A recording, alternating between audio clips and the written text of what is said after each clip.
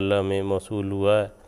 کہ اگر وہ کہتے ہیں اگر کسی خاتون کو ایک پورے مہینے کے دوران صرف 5-7 دن ہی پاکیزگی حاصل ہوتی ہے، یعنی جو عورتوں کے حیض کی کیفیت ہے اس حوالے سے، اور وہ بھی اکٹھے دنوں میں نہیں، بعض جو ہیں وقفے سے، تو اس کے لیے نماز، روزہ اور قرآن مجید پڑھنے کے بارے میں کیا حکم ہے؟ حضرت صلی اللہ علیہ وسلم کے دور میں اسی طرح ایک خاتون نے وسلم کی خدمت میں عرض کیا کہ یا رسول اللہ، مجھے جو ایام مخصوصہ ہیں وہ تبدیل ہوتے رہتے ہیں اور سارا دن سارا مہینہ جو ہے وہ اس میں گزر جاتا ہے،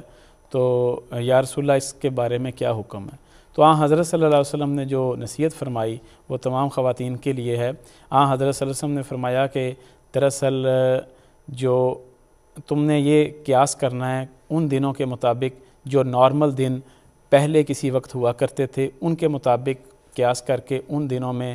آپ روزہ بھی نہ رکھیں، نماز بھی نہ پڑھیں، لیکن اس کے علاوہ جو باقی دن ہیں ان میں آپ روزہ بھی رکھیں اور نماز بھی پڑھیں اور دیگر عبادات بھی کر سکتی ہیں۔ اور اس کے لیے جو زیادہ سے زیادہ جو لمٹ لگائی جاتی ہے وہ ہے 10 دن کی، کہ 10 دن سے زیادہ اگر یہ ایام رہتے ہیں تو وہ پھر دراصل وہ حیض نہیں ہوتا بلکہ استحاضہ کی بیماری کہلاتی ہے، اور اس صورت میں پھر جو باقی دن ہیں وہ 10 دنوں کے بعد جو باقی دن ہیں اس کو پھر اس میں استحاضہ کے اوپر قیاس کرتے ہوئے پھر روزے اور نماز اور دیگر عبادات کی جا سکتی ہیں۔ جی ٹھیک ہے۔